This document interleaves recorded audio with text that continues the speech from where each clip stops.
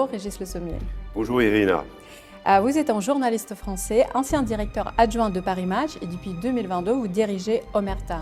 Vous avez animé quelques débats au Dialogue franco-russe entre 2018 et 2020 et à l'époque, la Russie, son président, sa politique suscitait beaucoup d'intérêt mais aussi beaucoup de controverses, beaucoup de critiques. On va revenir un peu plus tard. J'aimerais bien commencer par les fameux Epstein Files. Il y a 3 millions de pages et attention, j'aimerais bien quand même dire à tous nos auditeurs, il y a beaucoup d'informations soi-disant fausses sur X qui circulent, mais il faut vérifier à la source. C'est sur le site du département de la justice des États-Unis. Vous pouvez tout trouver. Je suis allée, c'est pas vraiment commode, mais on peut quand même. Oui, on y arrive. Ma question, bon, à part le contenu très sensible, parfois peu soutenable, ça, on va passer. On est ici au Dialogue franco-russe, on parle beaucoup de la géopolitique. Ce qui m'intéresse, c'est la réaction des médias mainstream. Vous-même, vous avez dit il y a à peu près 2 jours que vous avez écouté France Inter le matin pendant, je sais pas, 30 minutes, et il n'y avait aucune information à ce sujet-là. Pourquoi les médias mainstream se vont à ces sujets-là, et pas que d'ailleurs. Il y a une lenteur, beaucoup de prudence. Mais par contre, les rumeurs circulent déjà. Oui, alors là, on a eu un exemple assez caractéristique d'une pression des réseaux sociaux qui ont provoqué la réaction in fine des médias mainstream. Beaucoup de gens ont été pris par surprise par la teneur des emails de Jeffrey Epstein et des échanges qu'il a eus avec les grands de ce monde dans tous les domaines. Et je pense que beaucoup de gens cités dans ces fameux emails ont préparé leur défense.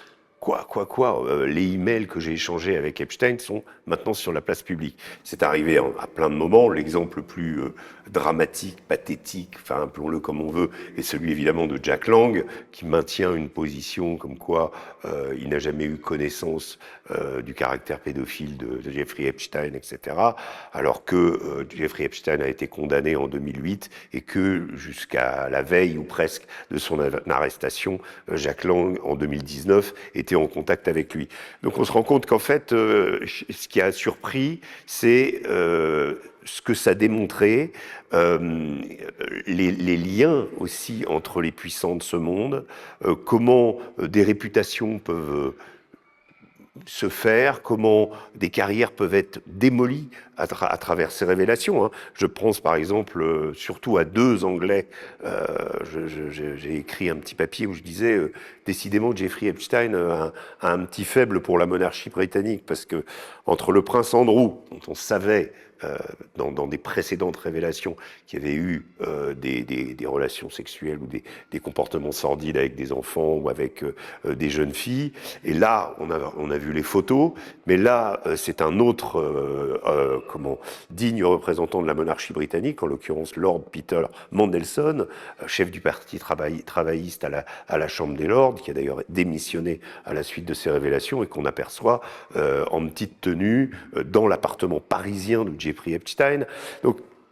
Donc là, ce sont les conséquences. Évidemment, chez nous, Jack Lang est sur la sellette. Certains, même parmi Olivier Faure, patron du Parti socialiste, réclament la démission de Jack Lang de l'Institut du monde arabe qu'il occupe depuis 2013. Direction qu'il occupe depuis 2013, et donc on se rend compte, on prend la mesure à travers ces échanges qui, comme vous le dites, sont parfaitement accessibles, et tout le monde est allé un peu faire les choses à sa sauce. Regardez, tel ou tel, Jack Lang est inscrit 680 fois dans ces documents, mais vous avez aussi Nicolas Sarkozy, vous avez aussi Emmanuel Macron, vous avez aussi Bruno Le Maire, bref, qui sont pas toujours d'ailleurs pris à la faute. Jeffrey Epstein est quelqu'un qui a essayé de pénétrer, ou en tout cas de s'acoquiner avec les élites politico-financières du monde entier. Il a même essayé de rencontrer Poutine. Il a fait tout ce qu'il a pu. On voit Narendra Modi aussi qui est dans ses objectifs, à chaque fois avec l'idée d'être on va dire, de compter, de corrompre aussi, avec son argent, avec sa fortune. Alors là, pour la question évidemment des plaisirs sexuels sordides du personnage, mais il mêle un peu tout ça. Ce qui est assez incroyable, c'est qu'on se dit comment quelqu'un pareil a-t-il pu tenir aussi longtemps avec un tel réseau, avec des pratiques aussi sordides, avec cette île des îles Vierges américaines où il attirait des grands de ce monde pour leur livrer des prostituées, etc. Et c'est pour ça qu'il a tenu, in fine, parce Voilà. qu'il a été entouré de ces personnes-là. C'est ça. Et c'est très intéressant. Hier, et je le recommande d'ailleurs à ceux qui nous écoutent, de regarder le documentaire sur Epstein qui est accessible sur la plateforme Netflix, qui explique bien, parce qu'il revient au début de l'affaire, c'est-à-dire 2006-2008, au moment où Epstein vit essentiellement à Palm Beach, en Floride.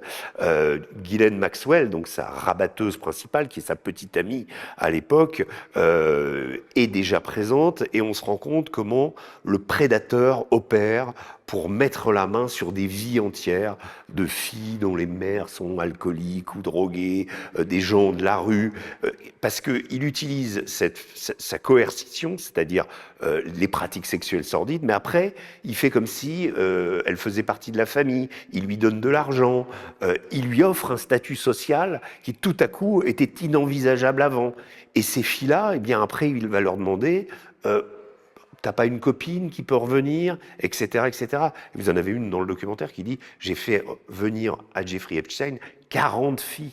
Donc vous vous rendez compte que finalement, et les enquêteurs qui expliquent qu'on est face peut-être à 4000 filles qui ont été dans ce réseau, avec des exemples, etc., et puis des choses particulièrement sordides, parce qu'il travaillait parfois avec Jean-Luc Brunel, qui était un homme des top modèles en France, qui lui offre, par exemple, 3 jeunes filles de 12 ans qui viennent pour son anniversaire. Enfin, des choses comme ça. Bref, mais ce qui est très intéressant, donc, il utilise son argent, et il utilise son argent également pour corrompre l'ensemble des policiers du comté qui pourraient enquêter sur lui, le juge également.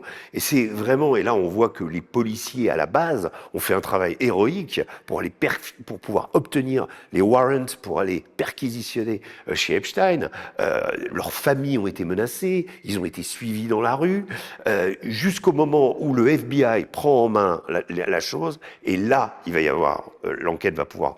et en fait, Epstein va être condamné donc une première fois en 2006, une deuxième fois en 2008, où il est inscrit au fichier des délinquants sexuels, et malgré tout, vous avez des gens, donc type Jack Lang, qui continue à dire qu'il ne savait pas. Alors sa fille dit qu'elle était au courant, mais que Epstein lui avait expliqué qu'il avait payé sa dette à la société, et donc elle l'a cru. Voilà ce qu'elle a dit. Mais on se rend compte qu'en fait, voilà, il a été dans tous les cercles invité à l'Élysée sous Sarkozy, prenant contact avec Emmanuel Macron, même s'intéressant au Rassemblement national pour parler chez nous, parce qu'il avait vu que c'était le parti qui avait le vent en poupe. Et là, il a tenté d'utiliser Steve Bannon, qui à l'époque rencontre Louis Alliot, donc le compagnon de Marine Le Pen, secrétaire général du Rassemblement national, à Londres, dans le but de diversifier le portefeuille, on va dire, d'investisseurs dans le RN, puisque à l'époque,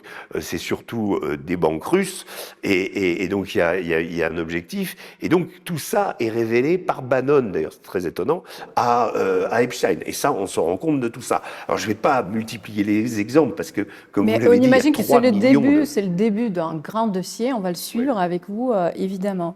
J'aimerais bien un petit peu revenir au cœur de notre sujet commun, en quelque sorte, le dialogue franco-russe entre autres, avec Omerta, et dès le début du conflit en Ukraine, vous y êtes allé plusieurs fois avec l'équipe, avec votre collègue, dans les deux camps. C'est-à-dire que vous avez tourné les reportages à côté des soldats ukrainiens et les soldats russes. Et alors, je précise, avec les soldats ukrainiens, je l'ai fait pour le Figaro Magazine. Je n'étais pas encore chez Omerta, et je suis allé côté russe avec Omerta. Plus tard.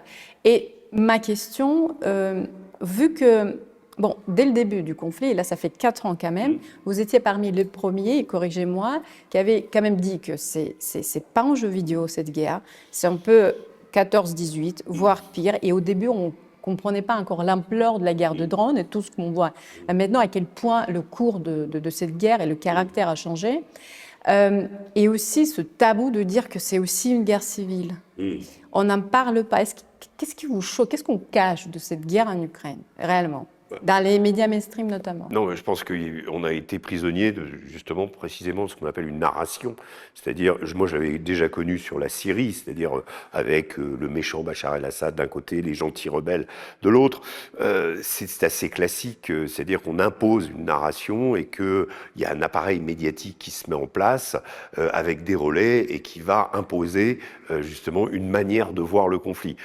Quand on commence à ouvrir un peu et à aller sur place et à se rendre compte que ça correspond pas tout à fait à ce qu'on nous dit à domicile, en général, on est réprimandé, on va dire, de différentes façons.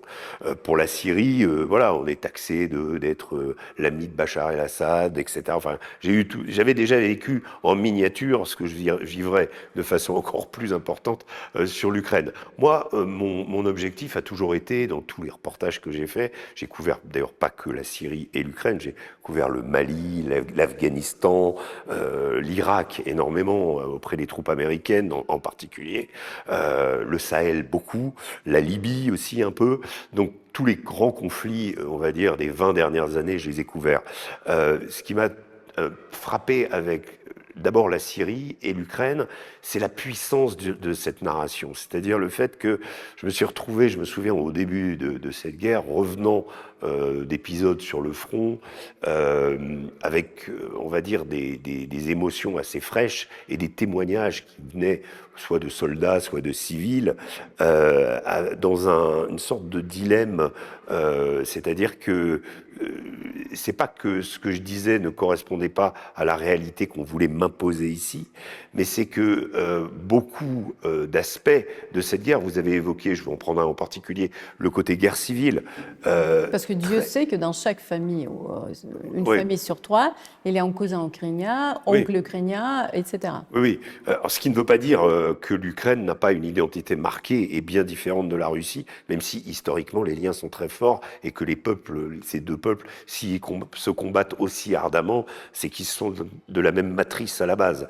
C'est des peuples slaves, extrêmement courageux, extrêmement. D'ailleurs, c'est pas moi qui le dis. Hein, j'ai relu les écrits du général Manstein, général allemand qui a fait peut-être le mieux la guerre à l'est aux Russes en 1943-44 et qui parle de la qualité du soldat russe soviétique à l'époque en tressant les louanges en particulier de sa résistance. Ça, c'est une chose que j'ai remarqué parce que j'ai accompagné beaucoup de soldats dans beaucoup d'armées, les Américains, je vous disais, en Irak, les Français au Sahel, les Britanniques aussi en Afghanistan, dans des guerres qui n'étaient pas des guerres de haute intensité comme celle de l'Ukraine.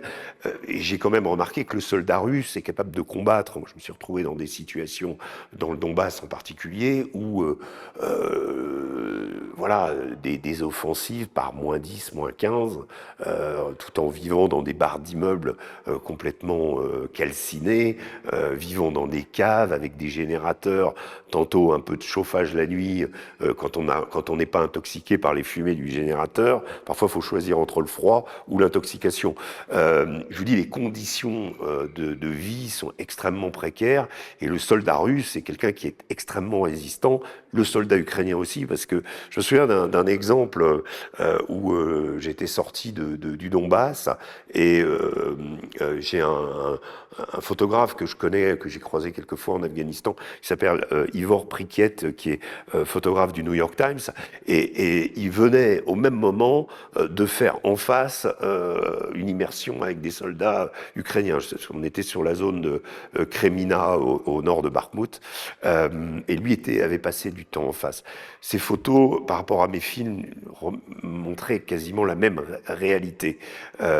C'était les mêmes petits bunkers creusés dans les lignes d'arbres dans lesquelles on tient la ligne de front, que ce soit la deuxième ligne, la troisième ligne ou la quatrième ligne, parce qu'il y a plusieurs lignes de front, et puis les goulets de tranchées avec les drones, avec la seule différence qu'il y avait, c'était peut-être le moral des Russes, même déjà à l'époque, était meilleur que celui des Ukrainiens, et ça se voyait sur les visages, mais sinon c'était un bout de scotch qui changeait de couleur, c'est tout. Les mêmes personnes, la Les même Russes jeunesse. avaient un bout en rouge, et les Ukrainiens avaient un bout en vert, parfois bleu aussi pour les Ukrainiens. Voilà, un bout de scotch, les mêmes soldats, quasiment la même tenue, alors peut-être des équipements différents dans le sens que l'Ukraine avait de l'armement autant, et encore, elle l'a eu très tardivement, là aussi c'est quelque chose, je me souviens de janvier 2023, où j'étais rentré du front et j'expliquais que les Ukrainiens en face, dans l'endroit où j'étais, c'était le bataillon Kraken, donc un bataillon de volontaires très aguerri avec beaucoup de Polonais, etc.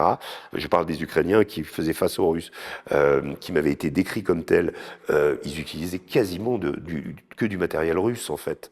Donc il n'y avait pas de matériel de l'OTAN arrivé jusqu'au front. Depuis, on sait qu'une partie du matériel n'est jamais arrivée jusqu'au front. Ça a été révélé d'ailleurs par les Ukrainiens eux-mêmes. Et donc, c'est des choses qu'on apprend tardivement. Mais à l'époque, pour revenir sur l'exemple qui m'avait frappé, c'est ces soldats me racontant qu'ils étaient, pour certains, combattants chez les Russes, mais s'affirmant ukrainiens.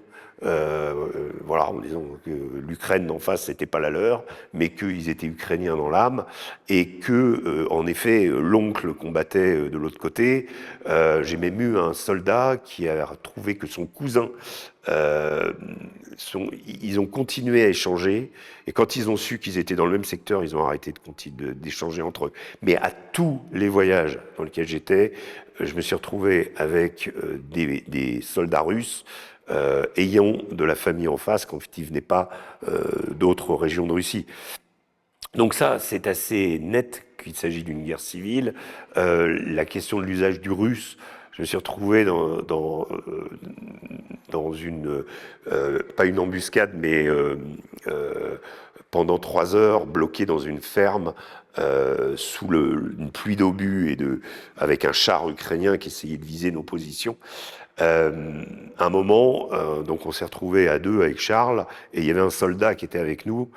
Normalement, on aurait dû bouger, mais on n'a pas eu le temps de bouger. Et voilà, on est pris sous le feu, donc on se terre, on est dans cette grange avec les Katyushas qui passent au-dessus. Et à un moment, on entend des soldats qui parlent en russe de l'autre côté. Et immédiatement, le soldat avec qui on est interpelle, mais il n'est pas sûr que ce sont des Russes ou des Ukrainiens. Et il dit, d'ailleurs il y a une scène identique dans Il faut sauver le soldat Ryan. Sauf que là, moi je l'ai vécu en vrai la scène, c'est-à-dire identifier qui est, qui est derrière le mur. Et il est allé jusqu'à leur demander le nom de l'officier. Mais je lui dis, mais pourquoi vous faites ça? Il dit, parce que tous les Ukrainiens parlent russe ici, dans le front. Ils ne parlent pas ukrainien. Donc là, déjà, j'ai compris que alors après, depuis, j'ai appris que Zelensky avait appris l'ukrainien, qu'il y avait un côté un peu factice dans tout ça, et qu'à l'état-major, très souvent, l'état-major ukrainien, on parlait russe. Voilà.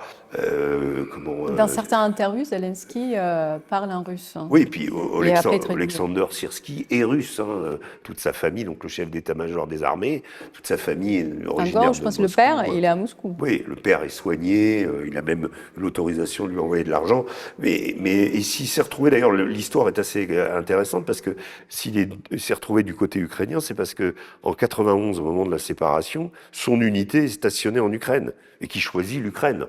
Je pense à l'époque, ne voyant pas trop de différence, en se disant peut-être qu'il y a un avantage à rester ici, enfin, avec cette nouvelle nation qui naît, quoi. Voilà. On va y revenir. Ça fait 4 ans. Là, on est en février 2026. C'est long. On suit les négociations entre la Russie et les États-Unis qui semblent perpétuelles, vraiment, ils s'éternisent. Et ma question, j'ai déjà posée à nos experts et on n'a pas vraiment la vraie réponse.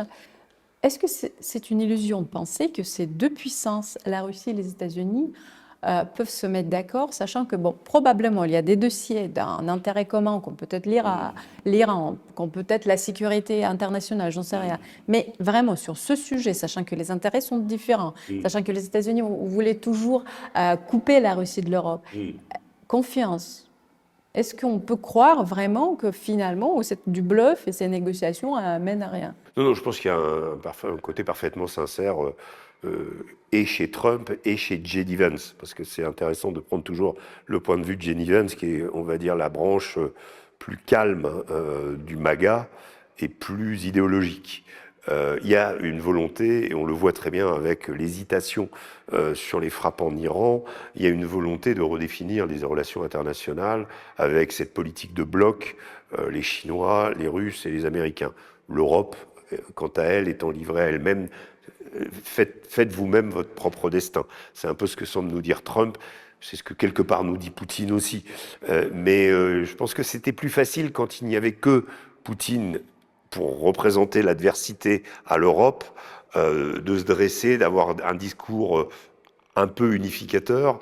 Maintenant que Trump, qui était le capitaine qui menait les troupes, enfin les États-Unis, dans la guerre en Ukraine, parce qu'il ne faut pas se leurrer, le New York Times a fait des papiers extraordinaires et des enquêtes expliquant que la guerre, elle a été pilotée depuis Wiesbaden, qui est le commandement central des forces américaines en Europe et en Afrique, en Allemagne, et que depuis toutes les opérations, compris en particulier la fameuse contre-offensive de l'été 2023 qui a échoué, ont été pilotées main dans la main entre Américains et Ukrainiens.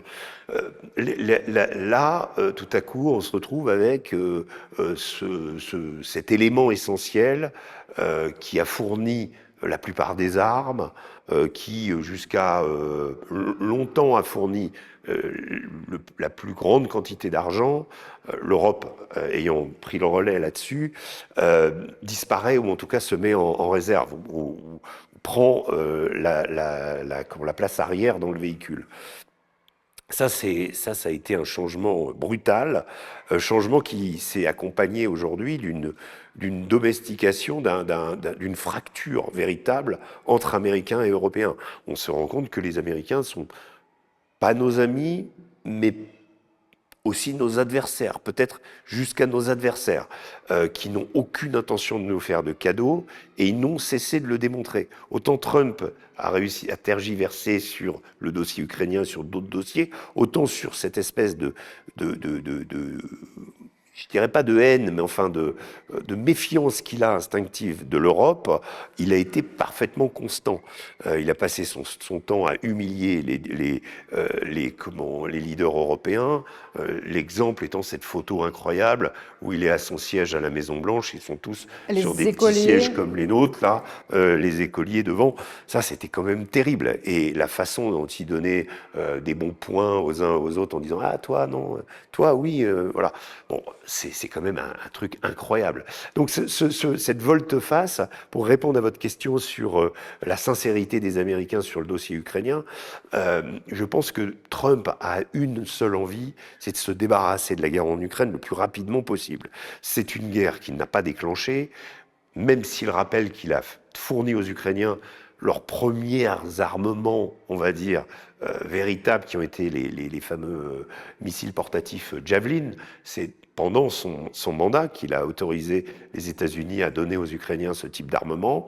Les Britanniques avaient utilisé les NLAWs aussi, qui étaient un peu le même type d'armement, et ça a servi aux Ukrainiens au départ pour contrer l'invasion russe. Donc Trump le rappelle de façon régulière, mais il veut que ce soit Joe Biden qui ait l'intégralité de l'héritage de cette guerre. C'est-à-dire que le bad buzz, c'est pour Joe Biden. Il ne cesse de répéter, quand on lui parle de l'Ukraine, que s'il avait été au pouvoir, cette guerre n'aurait jamais eu lieu.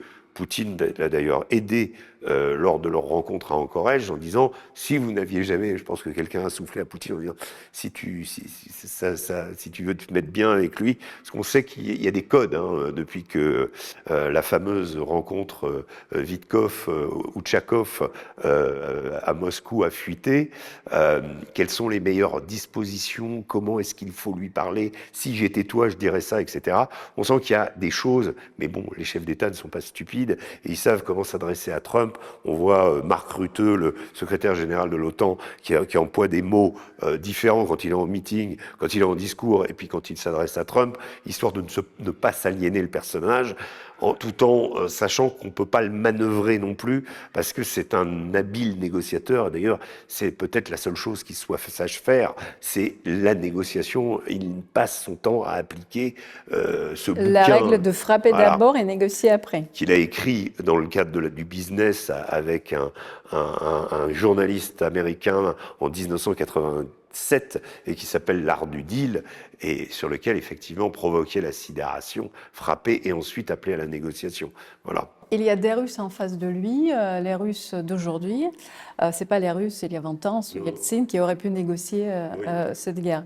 Est-ce que vous, en tant que reporter de guerre, quelqu'un qui est allé voir, pas les généraux de plateau télé qu'on connaît tous, pouvez dire, est-ce que vous comprenez les objectifs et les raisons des Russes? Les objectifs, les raisons des Russes, ce qui est intéressant avec les Russes, je vais vous dire, dans mon parcours, dans ma carrière de grand reporter et de spécialiste des conflits, la Russie, c'est quelque chose de très récent pour moi. Je suis beaucoup plus spécialiste du Moyen-Orient, de l'Afrique, de l'Afghanistan. Même si, quand on parle d'Afghanistan, il y a toujours un lien avec la Russie qu'on doit connaître. Mais le monde russe en tant que tel, je l'ai abordé relativement tard dans ma vie. Je m'étais toujours dit d'ailleurs que cet univers était ce monde en soi, que je me mettrais à lire Tolstoï, que je me mettrais à lire Dostoïevski.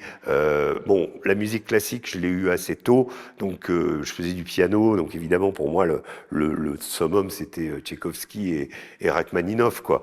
Mais je préférais Chopin, voilà. Mais je préférais Debussy, je préférais voilà. J'avais pas encore, je m'étais dit. À un moment dans ma vie, je me jetterais à corps perdu et je passerais des mois à étudier la culture russe. Puis c'est venu à moi en fait. Donc j'ai appris quelles caractéristiques avaient les Russes, comment ils fonctionnaient. J'ai essayé de comprendre. J'ai lu beaucoup. J'encourage d'ailleurs quiconque veut s'attaquer au monde russe à lire des passages de Guerre et Paix parce que. D'ailleurs, c'est un français à moitié, donc c'est facile. Comment ? C'est un français à moitié. Oui, oui. Donc c'est ça qui est intéressant. Donc voilà, mais au moins de se plonger dans ces Tchekhov aussi, parce que on est forcément dans quand on est avec l'âme russe, on est dans quelque chose de spécial et d'extrêmement profond. Et ça, faut le comprendre parce que l'âme et sa Elle façon. existe chez les Russes, l'âme, alors? Oui, il y a une âme russe. Il y a même des mots qui n'existent qu'en russe. Il y a des concepts qui n'existent qu'en russe. Enfin bref, tout ça, faut l'appréhender. Ça se fait pas du jour au lendemain. Et je trouve malheureusement qu'on est face à une classe politique parfois extrêmement jeune qui reprend un linéaire très épuré, notamment sur la guerre en Ukraine. Vous allez voir pourquoi je vous dis tout ça. C'est comme sur Gaza. On n'aborde pas Gaza comme ça. On n'aborde pas les relations israélo-palestiniens sans connaître, sans avoir mis le nez peut-être dans l'histoire des généraux de Tsahal, l'histoire des mouvements palestiniens.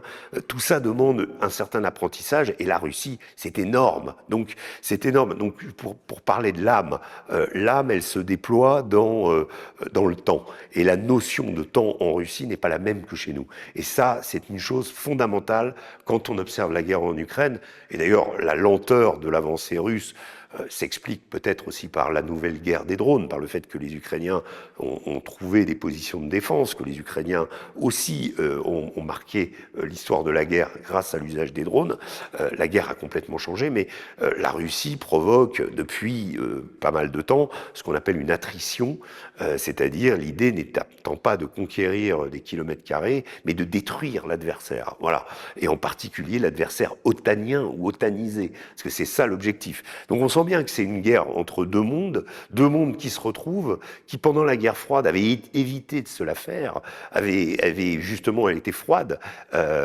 Quelque part, on peut regarder jusqu'à la chute de l'URSS. Yalta n'a jamais été démenti. Il y a eu des crises, il y a eu Budapest, il y a eu Prague, mais Yalta, les principes de Yalta qui ont fait que la Grèce communiste est passée dans le camp occidental et la Pologne farouchement opposée à la Russie est resté dans le camp soviétique. Ça, c'est des choses qui sont inscrites dans Yalta. Et en fait, rien n'a changé. Là, on est face à une guerre où il y a quand même une confrontation avec des degrés de belligérance de plus en plus significatifs, qui fait que quand on dit, oui, l'Ukraine a résisté, certes, elle a résisté, mais c'est une guerre OTAN-Russie.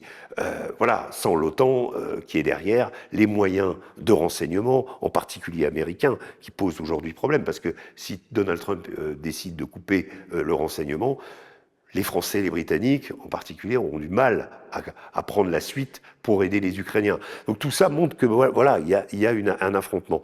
Affrontement qui, à mon sens, n'était absolument pas nécessaire.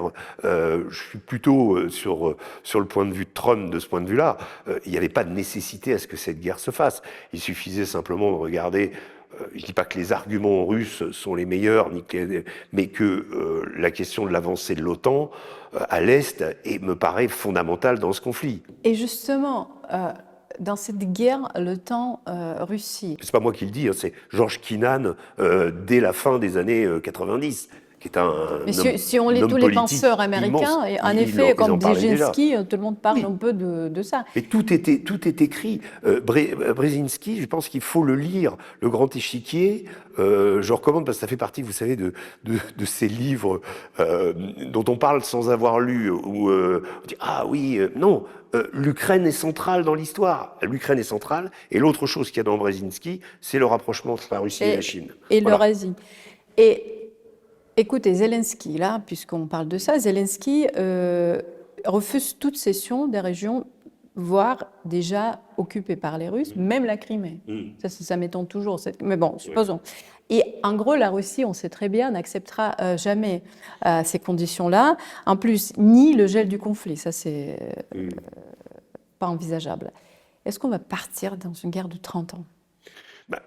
Je ne sais pas. Moi, je pense quand même, je suis toujours optimiste, j'ai quand même l'impression que de chaque côté, il y a des signes qui indiquent qu'on s'acheminerait peut-être cette année vers la paix. En tout cas, c'est un objectif que les Américains ont, notamment en raison de la question des midterms, de ces fameuses élections qui vont arriver en novembre.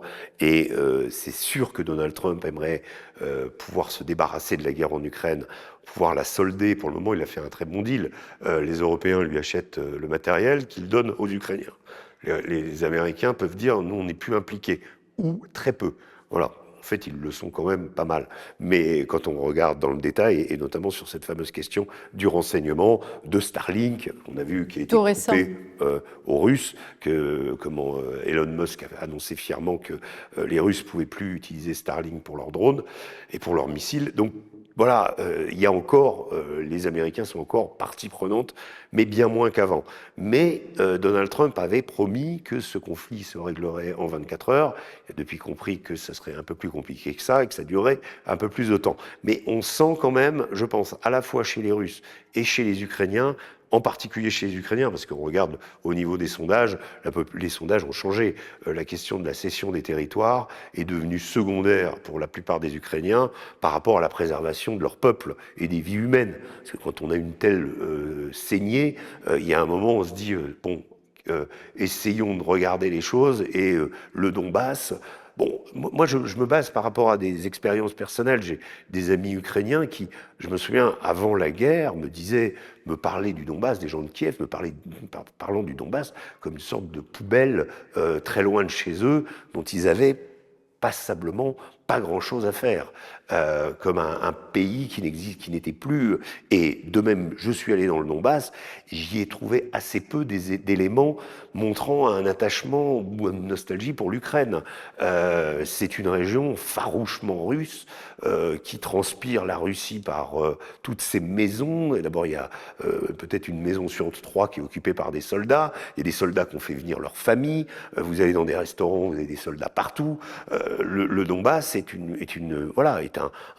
terre russe. En tout cas, je pense que les éléments qui étaient dans cette partie, en tout cas toute la région de Lougansk, de Donetsk, peut-être moins quand on se rapproche du front, où là vous avez des villages où on sent que la présence des Russes, moi je l'ai vécu, ça n'était pas forcément bien admis par la population. D'ailleurs, les troupes russes se méfiaient dans, je pense, un village en particulier, de certains habitants qui étaient restés, les accusant ou les soupçonnant d'avoir donné des positions militaires aux Ukrainiens en face.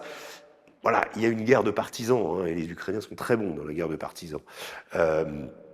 D'ailleurs, ça s'est vu à Kherson, ça s'est vu avec beaucoup d'autorités russes ou nommées sur les terres nouvellement occupées ou nouvellement conquises, je pense en particulier à Zaporizhzhia et à Kherson, ont été éliminés dans des attentats qui ne dérogent pas à la grande tradition de l'Oun et des nationalistes ukrainiens type 1945-1954.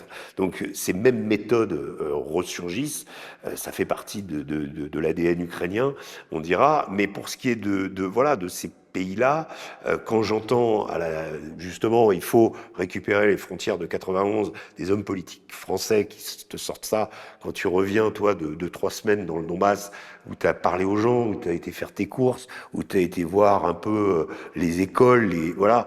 Et tu dis, mais c'est quoi? Ça veut dire que c'est 6 millions d'habitants ou 7 millions. C'est comme l'Alsace-Lorraine. Est-ce qu'il faut les faire repartir du côté de la Russie si l'Ukraine reprend ses frontières? En tout cas, ça posera un problème. Et militairement, à plein de niveaux, l'Ukraine ne semble pas en mesure de reconquérir ces pays. Maintenant, il y a la vraie question de ce qui reste du Donbass ukrainien. Alors là, le Donbass ukrainien, lui, c'est un chapelet de villes extrêmement fortifiées depuis 2014, villes qui parfois ont été conquises à l'époque par les séparatistes. Hein. Slaviansk avait été à un moment conquis par les séparatistes, puis il y a eu des combats. Slaviansk et Kramatorsk étant les 2 dernières grosses citadelles ukrainiennes dans le Donbass. On comprend que les Russes aimeraient les récupérer par la négociation, parce que même si ça prendra un an et demi, ils finiront par conquérir ces villes, mais à chaque fois qu'il y a conquête de villes, il y a beaucoup plus de pertes humaines. On est face à des zones industrielles, donc il y a des friches partout, il y a des usines, il y a des terrils, c'est le pays du charbon. C'est très facile de faire des positions de défense quand une armée est en conquête, et forcément, évidemment, s'attaquer à ce genre d'agglomération, c'est compliqué. Là, actuellement, il y a un début de tendance, parce que comme les Ukrainiens ont bétonné le Donbass, ils ont moins fortifié le sud, et de la même façon qu'ils expliquaient, qu'ils pensaient utiliser Zaporozhye pour percer le rideau défensif des Russes et casser en deux les territoires conquis par les Russes, en passant par Melitopol et en allant jusqu'à Mariupol, eh bien là, il semblerait que les Russes font le chemin inverse. Il y a moins de fortifications dans cette zone. Gulaïpol a été conquise ultra rapidement. Là, il y a une ville qui s'appelle Orikiv, sur laquelle se trouve, je crois, la 62e brigade ukrainienne depuis 1 an et demi. Orikiv, c'est le dernier verrou avant Zaporizhzhia. Donc, s'il y a un début de bataille de Zaporizhzhia, là, ça voudra dire que les Russes arrivent au Dniepr. Il restera Dniepro, évidemment. Il restera aussi des villes. Quand on regarde l'histoire, hein, les Allemands, quand ils ont perdu le Donbass en 1943, se sont réfugiés derrière le Dniepr. Hein. Ils se sont pas battus pour la zone intermédiaire. Peut-être que les Ukrainiens le feront, mais les positions défensives vont être de plus en plus difficiles à tenir en raison de la géographie qui va, si les Russes avancent, à nouveau faire comme à Gouliaïpol, c'est-à-dire, c'est des grandes plaines. Hein. Moi, j'ai vu la zone, l'oblast de Zaporizhzhia, Energodar, tout ça, c'est de la plaine droite. Il y a plus de montagne. Voilà. Vous parlez de l'Allemagne. Elle a sa place un peu particulière dans cette coalition de volontaires. D'ailleurs, avec un ton au début assez agressif. Vous vous souvenez la réaction de la porte-parole de Lavrov à Maria Zakharova, par la revanche des Allemands contre les Russes. Au début de l'année, donc Merz dit qu'il faut protéger le Groenland et le Danemark de la Russie. Et la semaine dernière, il dit que voilà, la Russie, notre grand voisin européen, il faut trouver le dialogue. Apparemment, j'ai regardé aujourd'hui, il faut vérifier, le conseiller diplomatique d'Emmanuel Macron hier s'est rendu à Moscou. Oui, Emmanuel Bonne. D'une manière un peu discrète. Voilà, est-ce qu'on peut songer, rêver de voir une grande pas coalition, mais délégation occidentale à Moscou d'ici, je ne sais pas, quelques mois? Écoutez, tout dépend en fait, tout dépend de ce qui se passera. Alors c'est sûr qu'avec Emmanuel Macron, même avec Friedrich Merz, en tout cas avec Macron et Starmer, il y a une évidence, c'est la faiblesse intérieure de ces deux présidents. Ce sont deux présidents qui n'ont pas de majorité, en tout cas sont extrêmement contestés, dont le poste ne tient qu'à un fil. Merz est un peu mieux installé, mais il a l'AfD derrière, Alternative für Deutschland, qui le cornaque et qui est même passé devant au niveau des sondages. Donc là, tous les équilibres politiques internes de ces trois pays sont en péril, d'où peut-être ce zèle à l'international pour essayer de trouver une consistance à des présidents qui en ont de moins en moins chez eux.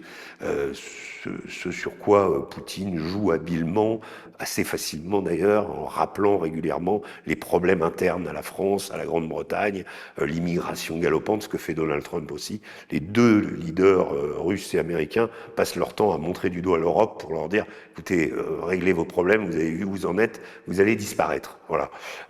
Pour ce qui est de Merz et les Allemands, c'est sûr que l'histoire est compliquée, mais elle s'était par le passé, à l'époque de Gerhard Schröder, qui est quand même un des grands architectes de l'Allemagne contemporaine, donc de gauche, social-démocrate, et qui va proposer et réaliser le Deutsche Qualität et le boom économique et financier allemand, en se basant sur trois piliers, dont le premier est la Russie, le gaz à pas cher. Sans le gaz à pas cher, il n'y a pas le Deutsche Qualität. On le voit bien aujourd'hui. L'Allemagne est quasi rentrée en récession à un moment. Je crois que ça va un petit peu mieux, mais bon, la situation n'est pas florissante comme c'était le cas avant.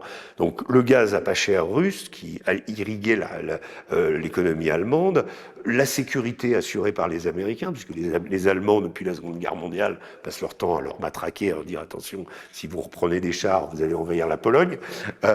Donc on sent que là, ils avaient délégué cette sécurité, d'ailleurs ce qui a rendu Trump pendant son premier mandat hystérique, en disant mais on fait la sécurité d'un pays qui prend les 2/3 de ses hydrocarbures à un adversaire. C'est pas possible, il faut que ça change. Et ils payent pas dans l'OTAN. Ils ne payent pas, les autres ne payent pas assez, c'est nous qui payons.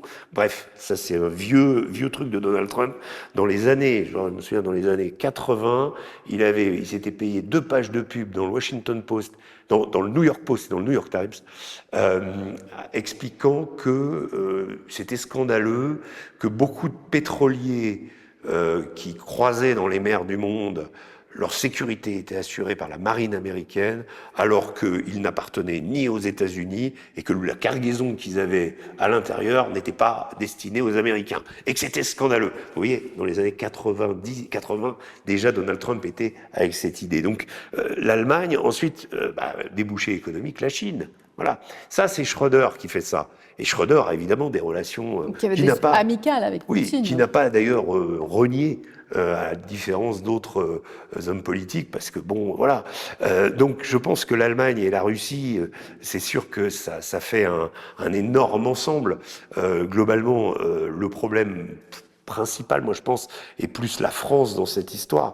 Qu'est-ce que, historiquement, comment peut-on encore peser quand on sait que notre poids a diminué considérablement?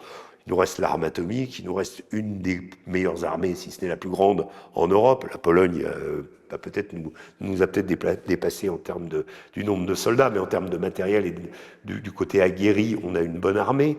Elle est squelettique, malheureusement, il faudrait voilà. Mais l'Allemagne a décidé de se réarmer. Alors l'Allemagne, quand elle décide de se réarmer, plus 10%.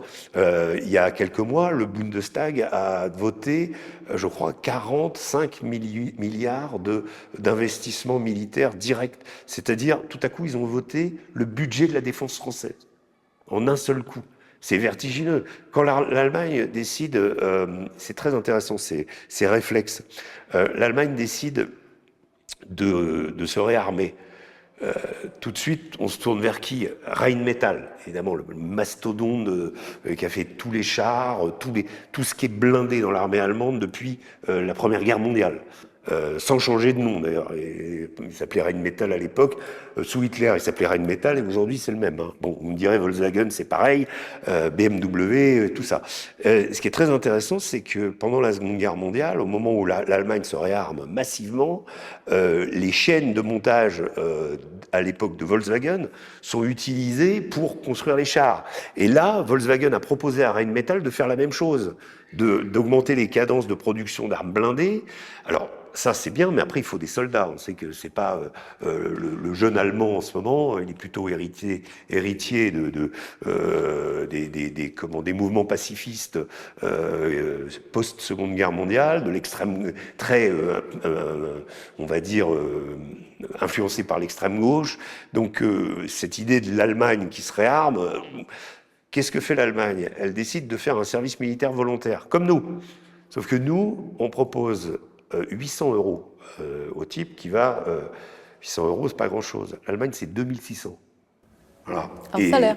Un salaire. Donc 2600 pendant 6 mois. Si vous promenez 1 an, on vous paye votre permis de conduire.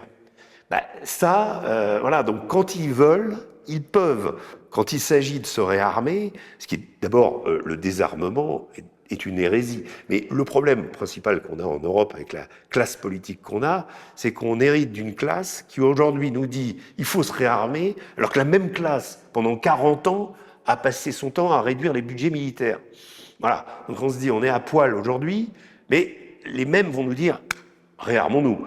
Donc il y a un problème de crédibilité, puis il y a un problème de changement de génération. C'est-à-dire qu'aujourd'hui, quand on voit par exemple les difficultés pour trouver un ministre, bon, là on a Sébastien Lecornu, tient à peu près la route, on va dire. Mais avant, on a eu quand même Bayrou, on a quand même Barnier, c'est des gens d'un autre âge. Je fais pas d'anti-vieux, mais je veux dire, on hérite d'une classe politique qui a extrêmement de mal à se renouveler. Alors, on dirait... En Russie, peut-être, vous avez Poutine. Nous sommes dans le temps long, c'est différent. Vous avez Poutine depuis 26 ans. Cela dit, les Allemands ont eu Merkel pendant 20 ans. Donc voilà. Mais aux États-Unis, ils ont Trump. Il y a toujours une nouveauté. Eux, ils sont capables de se renouveler. Nous, on a eu Macron. Oui, on a cru que c'était un jeune qui allait casser la baraque, qui allait tout changer. Bon, en réalité, on se rend compte qu'il a cassé la France, ou une partie. Mais en tout cas, voilà. Donc pour revenir sur l'Allemagne, je pense que l'Allemagne, elle ambitionne, à mon avis aussi, de prendre la suite des États-Unis dans l'OTAN, sous une forme ou une autre. Appelons-le la défense européenne. Si Emmanuel Macron, naïvement, propose de mutualiser l'usage de l'arme atomique, comme il le fait dans ses discussions avec la Pologne. Alors on sent bien qu'entre la Pologne et l'Allemagne, il y a quand même quelques petites fritures sur la ligne.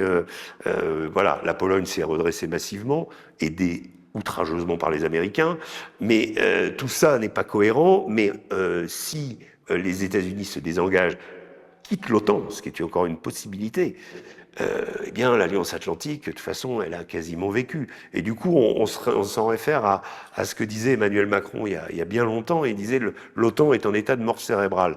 La guerre en Ukraine lui a redonné une dernière jeunesse. Peut-être que c'était le chant du cygne, en fait. Peut-être que cette alliance, il faut en faire autre chose. Et en tout cas, peut-être que tout ça nous mènera, nous, Européens, vers quelque chose de bien. C'est-à-dire qu'enfin, on va d'abord se réarmer, penser nation, penser souveraineté, et que l'Europe de Bruxelles, qui, on le voit, c'est une Europe qu'on n'a jamais aimée, que les gens n'aiment pas, dont ils souffrent, nos agriculteurs, à tous les niveaux. Cette Europe devient un boulet, et d'autres pays au sein de l'Europe, pas la France ni l'Allemagne, mais nous indiquent la voie. L'Italie, la Hongrie de Viktor Orban, la Slovaquie de Robert Fico, et plein d'autres, la Tchécoslovaquie aussi, enfin, Tchéquie maintenant, pardon, je suis un peu vieux jeu. Et en fait, on se rend compte que la voie va vers, la tendance va vers les souverainismes et va vers une Europe des nations. Et c'est en même temps Trump aussi aide ça. Il a extrêmement de mal à parler à Madame von der Leyen. Il préfère s'adresser aux dirigeants qu'il considère légitimes des pays parce qu'ils ont été élus. Il ne considère pas Madame von der Leyen ni Thierry Breton, d'ailleurs, qui est tricard aux États-Unis maintenant, interdite de séjour, il ne peut pas avoir de visa, bon bref, sur des questions de censure sur lesquelles les Américains sont extrêmement sourcilleux. On le voit bien avec l'affaire Epstein, hein. Là ils déballent tout. Hein. Il y a certains noms qui sont marqués en noir, mais ça c'est l'effet des avocats et de leurs clients, qui aident leurs clients. Mais non, il y a quand même encore voilà des choses. Et le grand frère américain, celui qu'on pensait être le grand frère, il nous donne un coup de pied aux fesses. Mais il nous dit, démerdez-vous, allez-y, c'est peut-être votre moment dans l'histoire. Alors, nous, Européens, il faut qu'on prenne le taureau par les cornes, et je pense que si on veut compter, et nous, Français en particulier, on a des atouts, mais il nous faut des gens qui ont et le sens de la nation. C'est pas facile aujourd'hui de trouver ces gens-là. En vous écoutant, je pense à Eric Branca et à son livre à l'ami américain. En effet, on l'a présenté. N'hésitez pas à regarder cette vidéo et lire ce livre qui est magnifique. Ouais. Tout est expliqué. Ouais. Nous sommes au cœur du dialogue franco-russe. On parle beaucoup de la Russie et de la France et de notre relation très très fragilisée, voire, je ne peux pas dire inexistante, elle existe. Non. Je le sais, on en témoigne tous les jours. Quelle est votre idée de cette relation franco-russe en 2026 ou peut-être après 2027 ? Est-ce que vous croyez encore que le dialogue soit possible ? Je pense qu'il est certainement possible au niveau de la population. Ça, je vais vous prendre des exemples moi, qui sont arrivés quand je me suis rendu en Russie et quand je vais en Normandie où je parle aux gens. Je pense qu'il y a eu une erreur fondamentale qui a été commise en termes de communication dans cette guerre en Ukraine. Dès le départ, on nous a expliqué que l'Ukraine était un pays agressé, ce qui est la vérité physique, on va dire, sans nous dire évidemment que tous les antécédents, plaquant le Maïdan comme une révolution et non pas comme un coup d'État, ce qu'il est factuellement. C'est un sujet d'une grande conférence, d'ailleurs, qu'on va le faire. Mais il faut expliquer les choses. Je veux dire, voilà, je suis pas le seul à partager avec Emmanuel Todd et quelques-uns ces points de vue. C'est une vérité. D'ailleurs, des hommes politiques français qui avaient été amenés à couvrir même quelqu'un comme Julien Drey ou quelqu'un comme Yves Pozzoli-Borgo, qui se sont rendus sur place à l'époque, ont regardé les choses se dérouler, Drey me racontant qu'il appelait Macron, qui était secrétaire d'État, qui était secrétaire à l'Élysée à l'époque, en lui disant il n'y a que des nazis autour de moi, quoi. C'était la vérité. Enfin, c'est une autre question taboue d'ailleurs. Oui. Et Benoît Paré en parle très bien dans ses livres. Oui.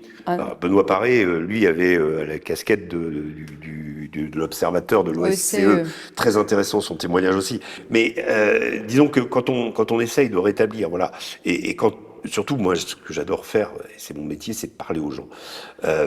En Russie, quand on parle de la France, un peu comme dans beaucoup d'endroits au monde, il reste quand même quelque chose de sublime de ce pays. Vous parlez de Paris à un Russe ou à une Russe, si vous dites Berlin ou Londres, vous n'avez pas du tout la même réaction. Il y a une étincelle dans les yeux. Paris... Ville romantique. Ville romantique, mais vous avez la même chose aux États-Unis. Avec les soldats américains en Irak, dès que je parlais de Paris, c'était la capitale de l'amour. Bon, parfois je suis dans Paris avec une voiture, je dis, où est-ce qu'ils ont eu ça? Mais bon, peu importe, il y a quelque chose de magique. Cette chose de magique, elle persiste au-delà des contingences politiques. Alors après, il y a effectivement des points de vue un peu bruts de décoffrage. Moi, je me souviens d'avoir fait un voyage très intéressant dans un train entre Rostov-sur-le-Don et Moscou, 19 heures de train. J'avais donc fini par dormir dans ce train et il s'arrêtait un peu à tous les Voronezh, mais aussi dans des petits bleds, Toula, voilà. C'est une grande ville. Oui, c'est une grande ville, mais enfin moins connue, je vais dire. Voilà. Si, c'est une grande ville et j'ai eu l'occasion d'y aller. Mais parfois, le train avait 1 heure d'arrêt. Donc, quand il y avait 1 heure d'arrêt, on allait au café et je me suis aperçu que les Russes, mais je m'en étais déjà rendu compte côté ukrainien, il y a une véritable culture du train. C'est-à-dire que... Beaucoup de films sont tournés dans les trains. Mais oui, et puis les wagons sont 2 fois plus grands que chez nous. Il y a une personne qui est titulaire qui s'occupe du wagon. Parfois, tout un personnage. Oui, en général, une dame, pas forcément d'un certain âge, mais avec du caractère, qui vient vous expliquer que vous avez le droit à un café, que voilà, pendant 19 heures, un café. Mais bon, c'est pas le problème. Il y a aussi cette espèce je me souviens d'avoir traversé des zones agricoles où des gens montaient dans le train et mettaient des radis ou des choses comme ça, et chacun se servait. Je me suis dit, c'est sans doute des restes de collectivisme, et de façon assez intéressante. Je viens de faire un reportage à Cuba, et il y a aussi ce côté, ce bon côté, on va dire, du socialisme qui reste avec cette idée de la mise en commun. Voilà. Parenthèse. Après, quand ils ont découvert que j'étais français, je voyageais tout seul, il y avait un type qui parlait un peu allemand, donc moi, avec mon allemand de cuisine, j'arrivais à converser avec lui, et on arrivait à dialoguer, voilà. Bon, les discussions à l'époque, c'était sur, les Russes voulaient savoir si on avait froid en France parce on n'avait plus leur gaz. Voilà. Après, c'est très intéressant parce qu'il y a une vraie curiosité. Mais quand vous parlez de la Russie en Mais Normandie... pas d'hostilité. Oui. Et Voilà. en Normandie, vous dites. Et alors en Normandie, par contre, c'est plutôt il nous faudrait un Trump ou un Poutine à la tête de la France. Je vous parle des zones agricoles. Bien sûr. Donc là, il n'y a pas du tout de russophobie. Et quand je dis l'erreur de communication qui a été faite au début de cette crise, c'est qu'on nous a matraqués, mais vraiment, en nous expliquant que le pays héroïque, c'était l'Ukraine, que l'Ukraine, il fallait l'aimer, que l'Ukraine, c'était le symbole... Et il faut détester la Russie. Évidemment. Le symbole de la résistance, de la liberté, etc. Et c'est pas la question de savoir si c'est vrai ou pas vrai. C'est la question qu'on s'est adressée à des Français qui ne connaissaient pas l'Ukraine. C'est-à-dire, en dehors de leur cours de géographie, quand on parlait la fameuse terre, le Tchernosium, des champs de blé, Odessa, oui, mais le reste, à part la jante féminine peut-être, qui en faisait rêver certains dans les années 90, où il y avait des rêves partis sur la mer Noire et des choses comme ça, qu'on voyait dans les magazines. Je me souviens parce que je travaillais à Paris Match à l'époque, et on couvrait ce genre d'événements.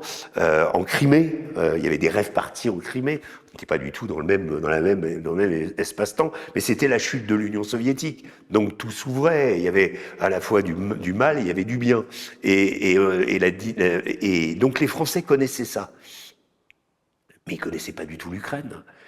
En revanche, et c'est là où cette communication finalement a fini par s'éroder, chaque Français connaît la Russie. Qu'il ait eu une partie de sa famille communiste, on a eu le Parti communiste français, le PCF, le plus inféodé à Moscou à l'époque de l'Union soviétique. Georges Marchais, qui était donc le secrétaire général, avait parlé du fameux bilan positif de l'Allemagne de l'Est. Il allait d'ailleurs tous les ans sur les bords de la mer Noire. Un journaliste de Paris Match l'avait pris en photo où il lisait une BD de Zorro allongé sur la plage. Il avait une datcha, voilà. Les communistes ont changé depuis.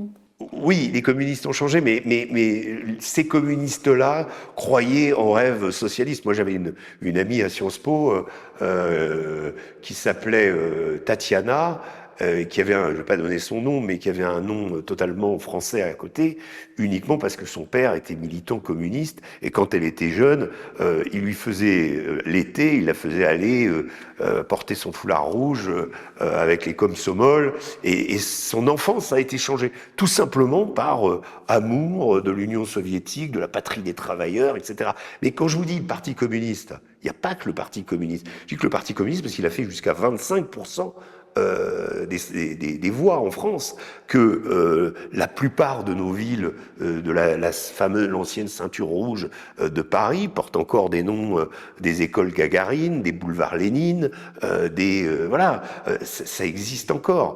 Donc attention, parce qu'il y a des pétitions qui circulent pour supprimer certains noms, et ça j'ai témoigné parce que je suis allée à rue de Moscou à Paris.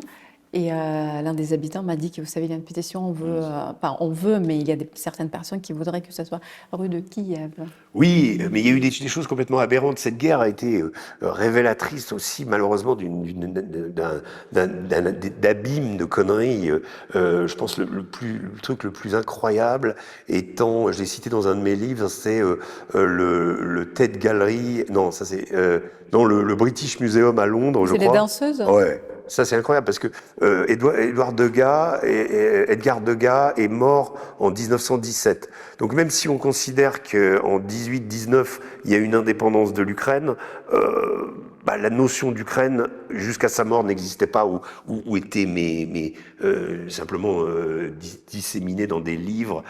Donc quand il parle de danseuses russes, je pense qu'il fait une sorte de Du monde russe, que vous Russes nommez d'ailleurs. ou des Slaves en fait, et d'avoir changé en disant changer le nom d'un type qui est mort avant que tout ça existe, je trouve que c'était d'une aberration totale. C'est une bêtise, tout simplement. Oui, mais on est on critiquait à l'époque la propagande russe qui renommait les choses. En fait, on fait exactement la même chose. C'est complètement absurde et ça n'apporte rien. Et surtout, ça ne fait pas que les gens vont être plus attachés à l'Ukraine.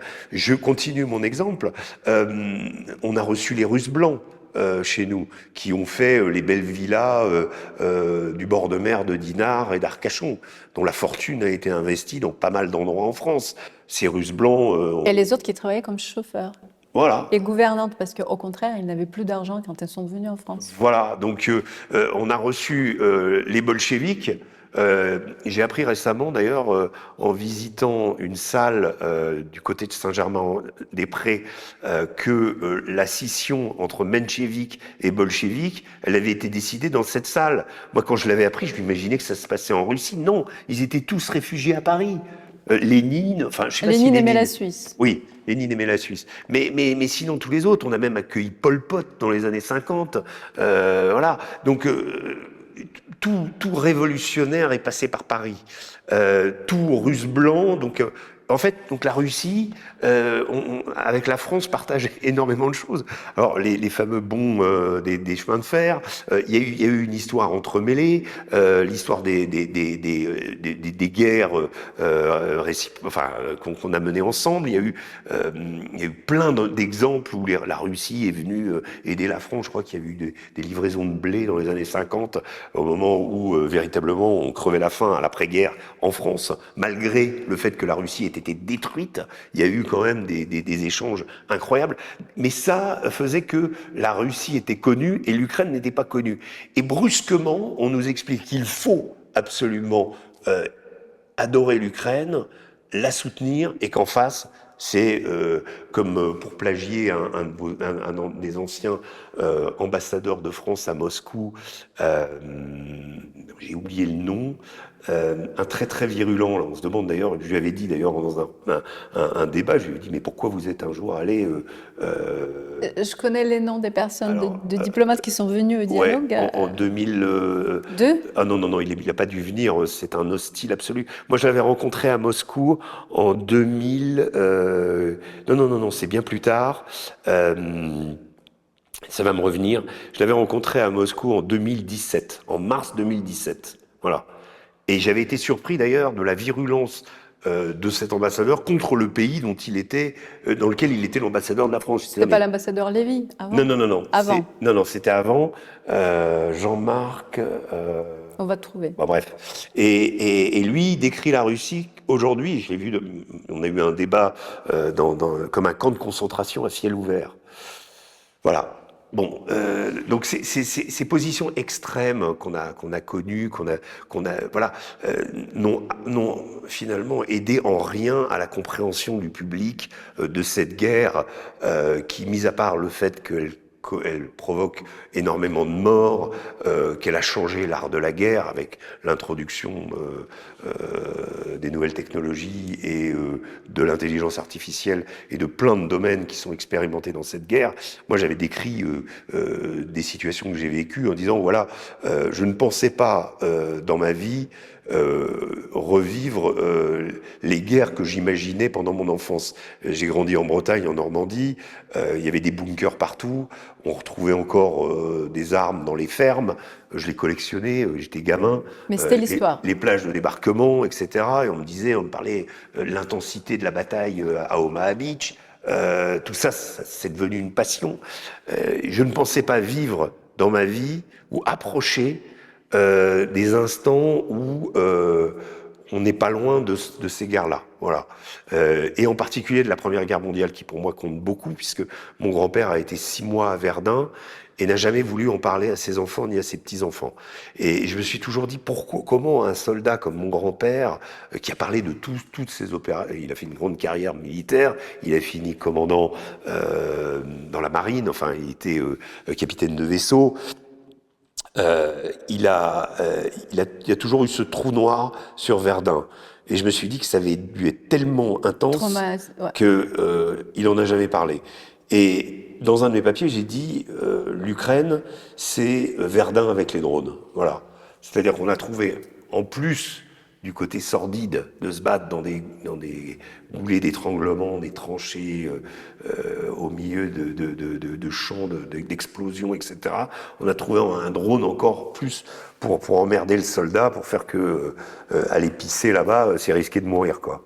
Et tout est basé autour de... moi, j'ai vécu ces changements. Hein. Je me souviens d'images que j'ai filmées en 2023 où on voit des grappes de soldats russes sur des BMP, vous savez, ou des BTR qui avancent, parce que c'était l'époque de Rasputitsa, donc debout, qui avancent donc avec les chenilles, les roues étant complètement inutilisables, vers le front, 5 BMP qui avancent. Aujourd'hui, évidemment, ça n'existe plus avec les drones. J'ai connu des époques où on était accueillis dans un bataillon de Cosaques à l'ouest de Lugansk. Il y avait 150 types qui habitaient dans le bâtiment. Aujourd'hui, c'est fini. Au maximum, la dernière fois que je suis allé donc à Koursk, les soldats, j'étais avec une unité de dronistes, on était 5-6 au maximum. Ils se déplaçaient en 4x4, ils se déplaçaient en pick-up, en moto, en quad. Et puis, je crois que maintenant, il y a même des trottinettes électriques qui sont utilisées. Donc, la guerre a complètement changé. Et voilà. Et donc, cette guerre ukrainienne, voilà, elle a, pour moi, touché. J'y ai vécu des choses que jamais je me serais douté pendant mon enfance que dans ma vie, je revivrais la même chose. Merci beaucoup Régis Le Sommier de rappeler la réalité de la guerre tout d'abord et de maintenir et croire Dialogue Franco-Russe. Merci. Merci.